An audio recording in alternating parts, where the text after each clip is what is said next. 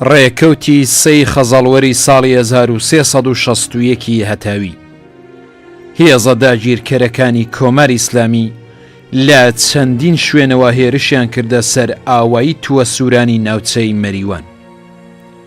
ئەم هێرشەی هێزەکانی کۆماری ئیسلامی لەگەڵ مقاومەت و بەرەنگاری پێشمەرگەکانی کۆمەڵە لەو ناوچەیە ڕوبەڕوو بووەوە و لە کاتژمێر 6 بەیانیەوە بەرزاییەکانی تووە سووران بوو بە مەیدانی شەڕێکی خێناوی و قارەمانانەی پێشمەرگەکانی کۆمەڵە لە بەرامبەر هێزەکانی کۆماری ئیسلامی.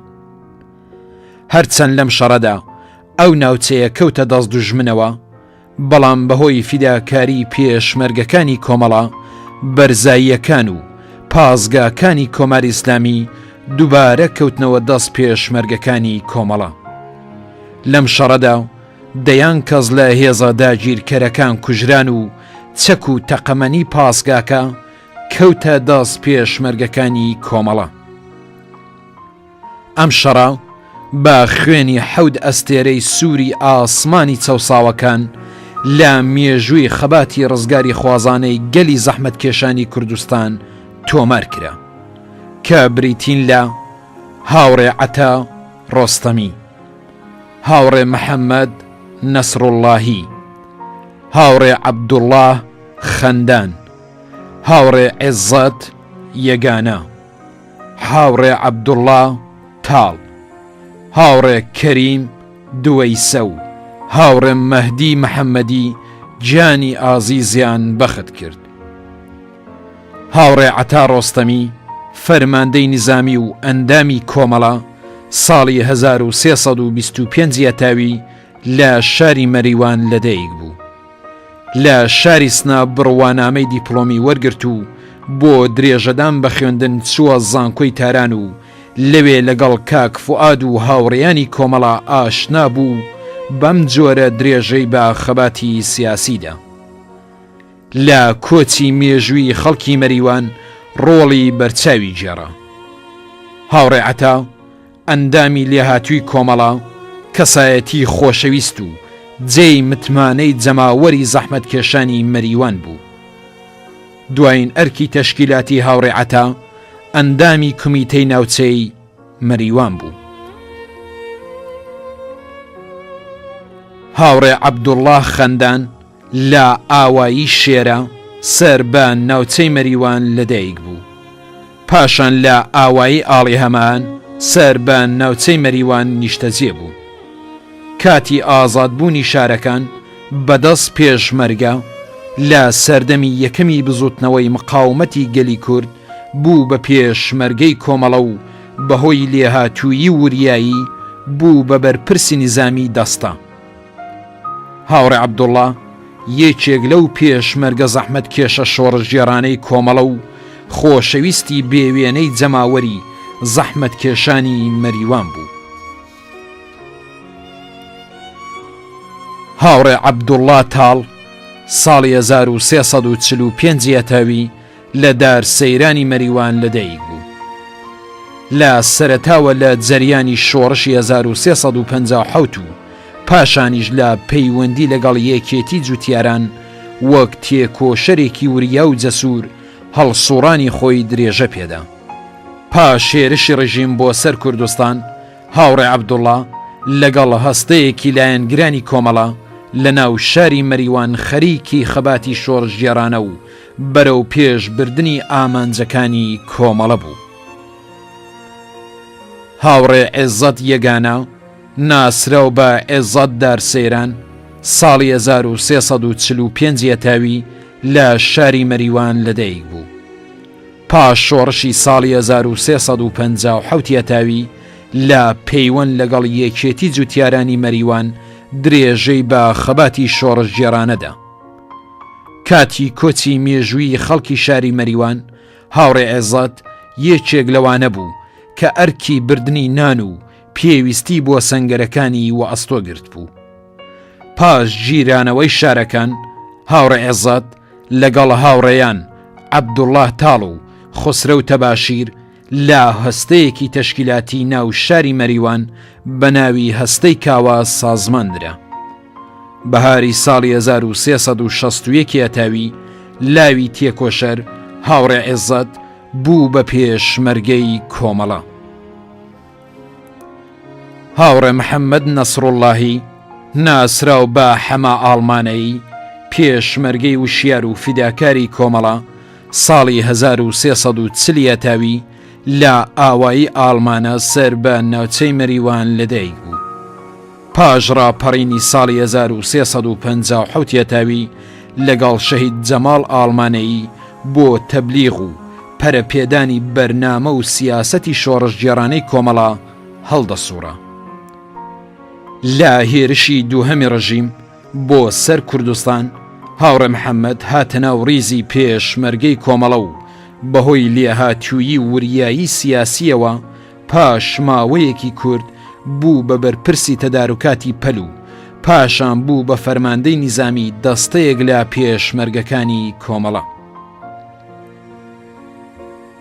هاوڕێ مێهدی محەممەدی پێشمەرگەی فیداکاری کۆمەڵە لە ئاوایی گەنەبۆی کەڵاتەرزان سەر بە ناوچەی سنا لەدایک بوو.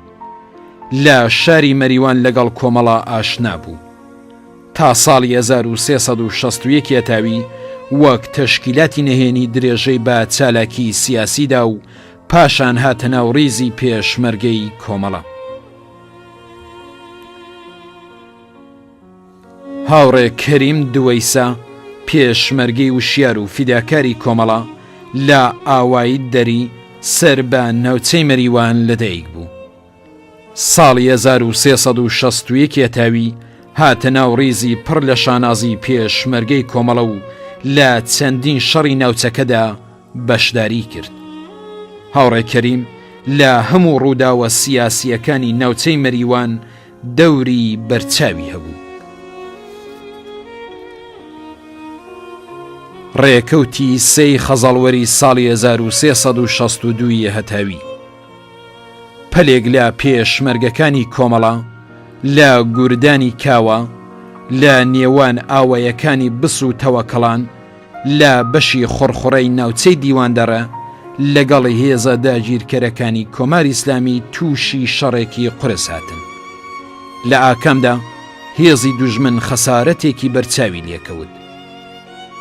لەم شەڕەدا پێشمەرگەیەکی فیداکاری کۆمەڵە بە ناوی هاوڕێ عومەر خالقپەنا گیانی ئازیزی بەخت کرد.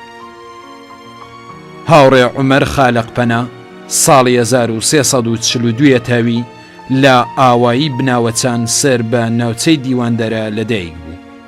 ساڵی 1360 ئەتاوی هاتە ناو ڕیزی پێشمەرگەی کۆمەڵە و بەهۆی ئازایەتی و لێهاتوویی لە کاروباری تەشکیلاتی بەرپرسایەتی تەدارکاتی دەستەی پێسپێردرا. ڕێکەوتی سەی خەزەڵوەری ساڵی 1362 هەتاوی ئاوایی عومەراوە لە سەر جادەی سەڵماز برادۆست شاهدی شەڕێکی قارەمانانەی پێشمەرگەکانی کۆمەڵە لە بەرامبەر هێرشی بەربڵاوی هێزە داگیرکەرەکانی کۆماری ئیسلامی بوو. لەم شەڕە حەماسیەدا چەندین کەس لە هێزەکانی کۆماری ئیسلامی کوژران و دەیان کەسیان لێبریندار بوو. هاوڕێیان قادر کاکە و ئەنوەر شەریفی و مەجید نەسیبی سێ پێشمەرگەی فیداکاری کۆمەڵە لە جەریانی ئەم شەڕەدا گیانی ئازیزیان بەخت کرد. هاوڕێ قادر کاکە ئەندامی لێهاتووی کۆمەڵە ساڵی 1341 ئەتاوی لە ئاوایی ئاغجەیوان سەر بە ناوچەی بۆکان لەدایک بوو. ساڵی 1357 ئەتاوی لە کاتی شۆڕشی گەلانی ئێران پەیوەندی بە کۆمەڵەوە گرت و درێژەی بە چالاکی سیاسیدا. ساڵی 1359 ئەتاوی هاتە ناو ڕیزی پێشمەرگەی کۆمەڵە و لەدەیان شەڕی ناوچەی موکریان و شیمالی کوردستان بەشداری کرد. هاوڕێ ئەنوەر شەریفی کادر و ئەندامی بە ئەزموونی کۆمەڵە لە ئاوایی دایە سولەیمان سەر بە ناوچەی سەقز لەدایک بوو. پاش ڕاپەڕینی گەلانی ئێران لە ساڵی 1357 تاوی بۆ درێژەدان بە خەباتی سیاسی پەیوەندی بە کۆمەڵەوە گرت و لە بەشی نەهێنی تەشکیلات سازماندرا. ساڵی 1359 تاوی هاتە ناو ڕیزی پڕ لە شانازی هێزی پێشمەرگەی کۆمەڵە و ساڵی 1362 تاوی فەرماندەیی دەستەیەک لە پێشمەرگەکانی کۆمەڵەی پێسپێردرا.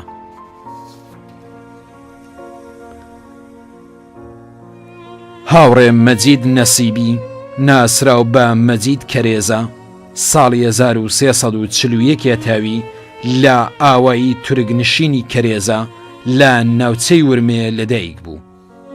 ساڵی 1360 تاوی لە دەورانی سەربازی لەگەڵ هاوڕێیانی کۆمەڵە ئاشنا بوو. زستانی ساڵی 1361 تاوی لە سەربازی هەڵات و با ڕیزی پێشمەرگەکانی کۆمەڵە پەیوەست بوو. ڕێکەوتی سەی خەزەڵوەری ساڵی 1362 هەتاوی بەرزاییەکانی ئاوایی ساردکێ لە مەسیری جادەی مەهاباد سەردەشت بوو بە مەیدانی شەڕێکی گەورە و حەماسی لە نێوان داگیرکەرانی کۆماری ئیسلامی و هێزی پێشمەرگەی کۆمەڵە. لەم مەیدانەشدا پێشمەرگەکانی کۆمەڵە بە قارەمانیەتی و فیداکاری ڕادەبەدەری خۆیان حەماسەیەکی تریان بۆ بەدیهاتنی ئامانجەکانی خەڵکی کوردستان تۆمار کرد. لەم شەڕەدا هێزی دوژمن تووشی خەسارەتێکی قورس هات و دەیان کەسی لێکوژرا. لە جەریانی ئەم شەڕەدا سێ پێشمەرگەی فیداکاری کۆمەڵە بە ناوەکانی هاوڕێ مەحیەددین ڕەزایی، هاوڕێ نادر شانشین و هاوڕێ فەرزاد مرادیان گیانی ئازیزیان بەخت کرد. هاوڕێ مەحیەددین ڕەزایی ساڵی 1342 تاوی لە ئاوایی باوەڕێز سەر بە ناوچەی سنا لەدایک بوو. زستانی ساڵی 1361 تاوی هاتە ناو ڕیزی پێشمەرگەی کۆمەڵە و لەدەیان شەڕی پێشمەرگەکانی کۆمەڵە دژ بە داگیرکەرانی کوردستان بەشداری کرد. هاوڕێ مەحیەددین سێهەمین شەهیدی بنەماڵەی سەربەرزی ڕەزاییە. هاوڕێ فەرزاد مرادیان دووهەم شەهیدی بنەماڵەی سەربەرزی مرادیان ساڵی 1344 تاوی لە شاری سنا لەدایک بوو. ساڵی 1361 تاوی بۆ درێژەدان بە خەباتی خۆی پەیوەست بوو بە ڕیزی پێشمەرگەی کۆمەڵە و لەدەیان شەڕ و عەمەلیاتدا چالاکانە بەشداری کرد. هاوڕێ نادر شانشین ساڵی 1344 تاوی لە شاری کامیاران لەدایک بوو. بەهاری ساڵی 1362 تاوی هاتە ناو ڕیزی پێشمەرگەی کۆمەڵە و لە چەندین شەڕ دژ بە داگیرکەرانی کوردستان بەشداری کرد.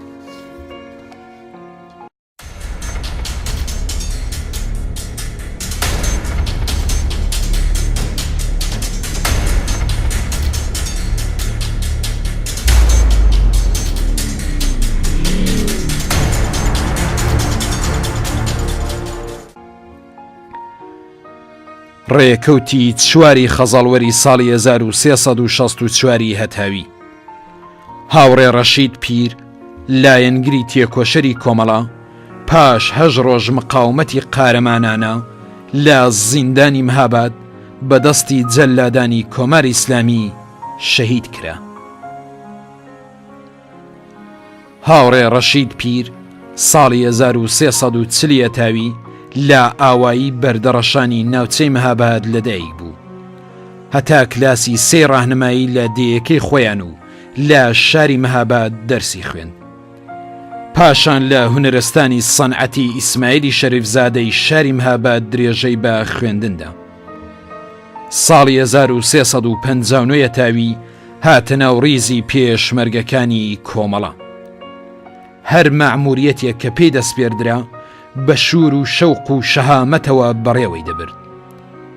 لە ماوەی پێشمەرگایەتیدا لە گەلێک عملیاتی گەورە و بچووکی ناوچەی مەهاباد و بەتایبەت شەڕەکانی هێزی پێشڕە و بەشداری چالاکانەی کرد و گەلێک ئەزمموی بە نرخی لە جەسارەت و فیداکاری بۆ هاوسەنگەرانی بەجێهێشت. ساڵی 1363 تاوی بەهۆی ئەوەی کە بریندار ببوو نەیتوانی لە واحیدە نیزامیەکان فعالیت بکە و بەم جۆرە لە کومیتەی بەشی شامات سازماندرا. ساڵی 1364 تاوی نەخۆشی تەنگی پیاڵچنی و ئیتر نەیتوانی درێژە بە فعالیەتی چەکدارانە بدات، بەڵام پەیوەندی لەگەڵ تەشکیلات نەبڕی و ئەم جارە بە شێوەی نەهێنی فعالیەتی خۆی درێژە پێدا. زەحمەتکێشانی لە دژی هێزە داگیرکەرەکان هەندەدا. زۆری پێنەچوو کە ئەم فعالیەتەی هاوڕێ ڕەشید لە لایەن جاسوسانی ڕەژیم ئاشکرا بوو، گرتیان و خستیانە ژێر ئەشکەنجە و ئازاری وەحشیانەوە.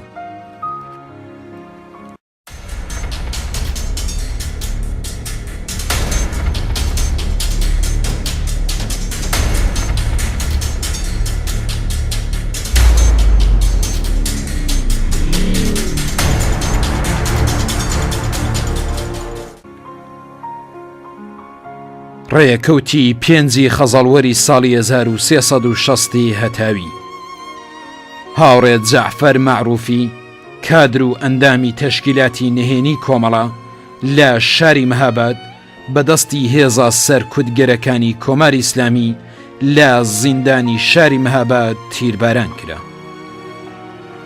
هاوڕێت جەعفەر مەعروفی ساڵی 1343 تاوی لە ناوچەی مەهاباد لەدایک بوو.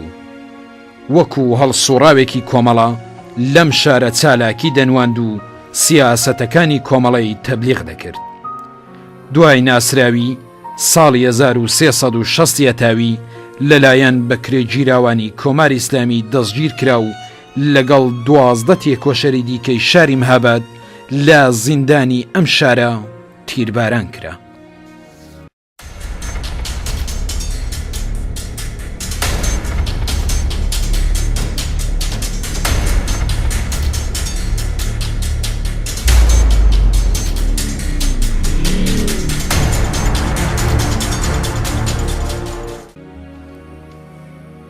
ڕێکەوتی شەشی خەزەڵوەری ساڵی 1364 هەتاوی لە ئاکامی شەڕی ناوخۆیی لە کوردستانی ڕۆژهەڵات لە ئاوایی کانی کوزەڵا سەر بە ناوچەی سنە پێشمەرگەیەکی فیداکاری کۆمەڵە بە ناوی هاوڕێ عەلی غەفاری گیانی ئازیزی بەخت کرد. هاوڕێ عەلی غەفاری ناسراو بە عەلی چۆڕ ساڵی 1338 تاوی لە ئاوایی چۆڕ سەر بە شاری مەریوان لەدایک بوو. تا سێهەمی دەبیرستان دەرسی خوێند و لە شاری مەریوان بوو بە ئەندامی کانونی دیموکراتیکی خوێندکاران لە شاری مەریوان. ساڵی 1358 تاوی هاتە ناو ڕیزی پێشمەرگەی کۆمەڵە. هاوڕێ عەلی ئەندامی کۆمەڵە و فەرماندەی نظامی دەستەیەک لە پێشمەرگەکانی کۆمەڵە بوو. ڕێکەوتی شەشی خەزەڵوەری ساڵی 1365 هەتاوی لە جەریانی تەقەکردنی هێزەکانی ڕەژیم لە ئاوایی چۆڕ لە ناوچەی مەریوان هاوڕێ حەبیبوڵڵا مورادخانی کەوتە بەر گولەی هێزەکانی ڕەژیم و بریندار بوو کە پاش 9 سەعات بەهۆی کاری بوونی برینەکانیەوە گیانی ئازیزی بەخت کرد. هاوڕێ حەبیبوڵڵا مورادخانی ناسراوە بە حەبیبوڵڵا کەپەک ساڵی 1348 تاوی لە ئاوایی کەپەک لە بەشی ساراڵی سنە لەدایک بوو. پاش ڕاپەڕین لەگەڵ تەشکیلاتی کۆمەڵە پەیوەندی گرت و دەستی بە هەڵسوڕانی شۆڕژگێڕانە کرد. سەرەتای پاییزی ساڵی 1365 تاوی هاتە ناو ڕیزی هێزی پێشمەرگەی کۆمەڵە.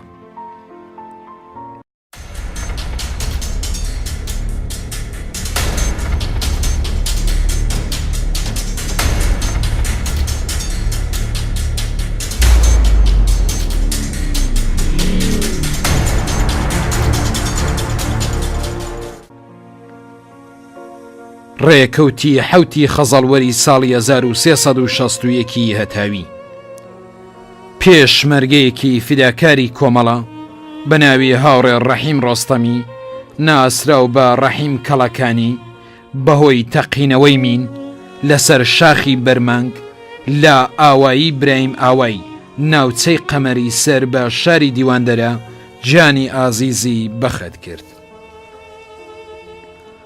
هاوڕێ ڕەحیم ڕۆستەمی ساڵی 1332 تاوی لە ئاوایی کەڵەکان سەر بە ناوچەی دیواندەرە لەدایک بوو. لە سەرەتای شۆڕشی گەلانی ئێران پەیوەندی بە کۆمەڵەوە گرت و پاش شێرشی ڕژیم بۆ سەر کوردستان هاتە ناو ڕیزی پێشمەرگەی کۆمەڵە و بەهۆی لێهاتووی فەرماندەی نظامی پەلی شەهید ئیسماعیلی پێسپێردرا و وێڕای ئەوەی کە خۆی لە شەڕەکاندا دلێرانە بەشداری دەکرد ڕێنوێنی کردنی وشیارانەی پێشمەرگەکان وەک فەرماندەیەکی نظامی ئەرکەکانی دەبردە پێش. ڕێکەوتی حەوتی خەزەڵوەری ساڵی 1366 هەتاوی دکتۆر جەعفەری شەفیعی ئەندامی کومیتەی ناوەندی کۆمەڵە بەهۆی تەسادفی ماشێن لە کوردستانی عێراق گیانی ئازیزی بەخت کرد و پەیوەست بوو بە کاروانی شەهیدانی سەربەرزی کۆمەڵە. هاوڕێت دکتۆر جەعفەر شەفیعی ساڵی 1330 تاوی لە شاری بۆکان لەدایک بوو. ساڵی 1349 تاوی پاش ئەوەی کە لە زانکۆی پزیشکی تەورێز وەرگیرا بوو بە یەکێک لە چالاکان و ڕابەرانی بزوتنەوەی خوێندکاری و هەر لەو کاتەوە لەگەڵ هاوڕێیانی دامەزرێنەری کۆمەڵە ئاشنا بوو. دکتۆر جەعفەر بێجگە لە کاری پزیشکی و چارەسەری نەخۆش لە دەیان کارگە و کارخانەدا وەک کرێکارێکی سادە کاری کرد. ساڵی 1351 تاوی بۆ ماوەی 6 مانگ لەلایەن ساواکەوە دەستگیر کرا. دکتۆر جەعفەر ئەندامی کومیتەی مەرکەزی کۆمەڵە و بەرپرسی نەشریاتی کۆمەڵە، نەشریەی پێشەنگ و هەروەها بەرپرسی ڕادیۆ بوو.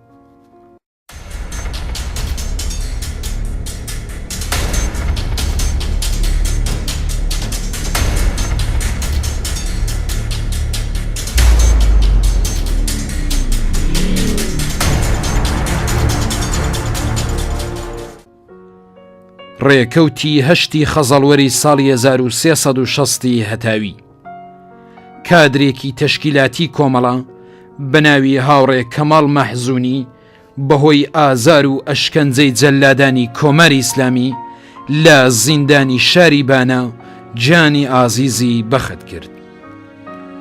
هاوڕێ کەماڵ مەحزوونی ساڵی 1340 تاوی لە شاری بانە لەدایک بوو. لە کاتی هێرشی یەکەمی کۆماری ئیسلامی بۆ سەر کوردستان وەک خوێندکارێکی شۆڕژگێڕ لە نێو قوتابیاندا تێکۆشانی خۆی دەست پێ کرد. ساڵی 1358 تاوی پەیوەندی بە کۆمەڵەوە گرت و درێژەی بە چالاکی سیاسیدا.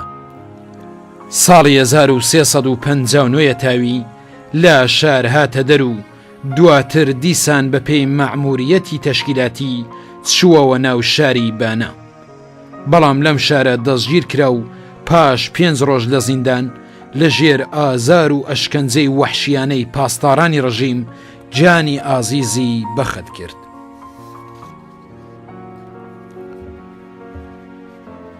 ڕێکەوتی هەشتی خەزەڵوەری ساڵی 1363 هەتاوی هێزە سەر کودگەرەکانی کۆماری ئیسلامی هێرشیان کردە سەر ئاوایی گۆڕیچە سەر بە ناوچەی سنە و ئەم هێرشە لەگەڵ بەرەنگاری پێشمەرگەکانی کۆمەڵە ڕووبەڕوو بووەوە و لا ئاکامی شەڕێکی قورس و حەماسیدا پێشمەرگەکانی کۆمەڵە زەبرێکی کاریان لا هێزەکانی دوژمن وەشاند و دەیان کەسیان لێکوژرا.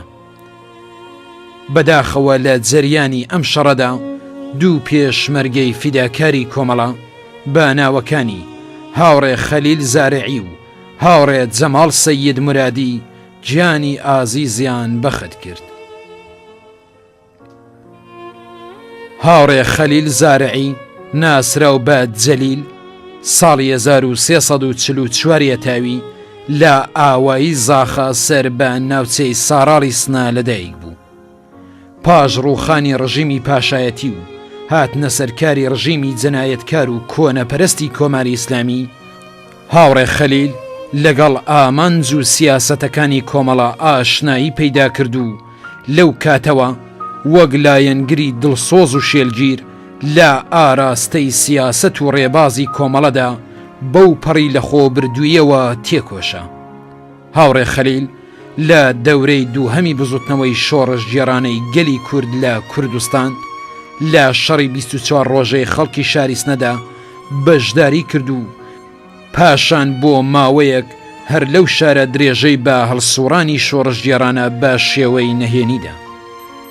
سەرنجام ساڵی 1361 تاوی بەهۆی شناسایی کرانی لەلایەن دەست و پەیوەند و بەکرێ گیراوەکانی کۆماری ئیسلامیەوە لە شار هاتە دەرەوە و هەر لە ناوچەی سنە پەیوەست بوو بە ڕیزەکانی هێزی پێشمەرگەی کۆمەڵە. سەرەتا لە گوردانی ئارێز سازماندرا. ساڵی 1362 تاوی هاوڕێ خەلیل بەهۆی کۆمەڵێک تایبەتمەندی شۆڕش گێڕانە و هەروەها لێهاتووی لە بواری سیاسی و نظامی وەک ئەندامی کۆمەڵە وەرگیرا و هەر لەو ساڵەشدا لە کومیتەی بەشی ژاوەرە و کەڵاتەرزان سازماندرا و پاش ماوەیەکی کورد وەک دەستیاری کومیتەی بەشی ساراڵ چەندین بەرپرسایەتی حیزبی پێسپێردرا. هاوڕێ جەماڵ سەید مرادی ساڵی 1342 تاوی لە شاری سنا لەدایک بوو تا بڕوانامەی دیپلۆم درێژەی بە خوێندندا. زستانی ساڵی 1361 تاوی هاتە ناو ڕیزی پێشمەرگەی کۆمەڵە و لەدەیان شەڕی ناوچەکەدا بەشداری کرد. هاوڕێ جەماڵ و هاوڕێ جەبار و هاوڕێ کەماڵ سێ شەهیدی بنەماڵەی سەید مرادین.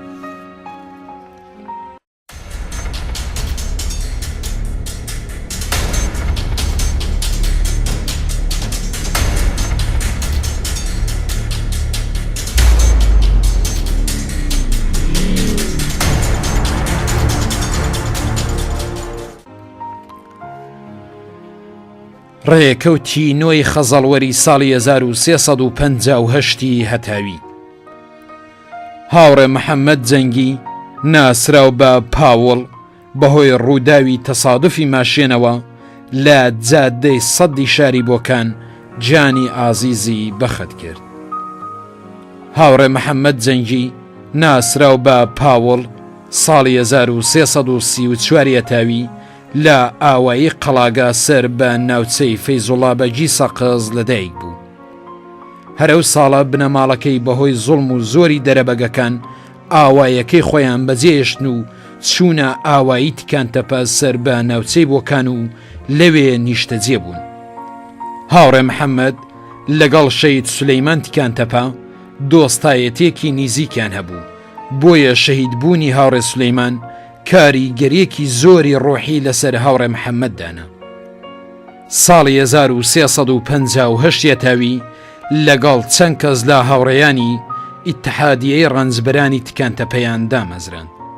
هاوڕێ محەممەد لە هێرشی هێزەکانی کۆماری ئیسلامی لە 28 گەلاوێژی ساڵی 1358 تاوی لە شەڕی 4 ڕۆژەی شاری سەقز بە دژی جەلادانی کۆماری ئیسلامی بەشداری چالاکانەی کرد.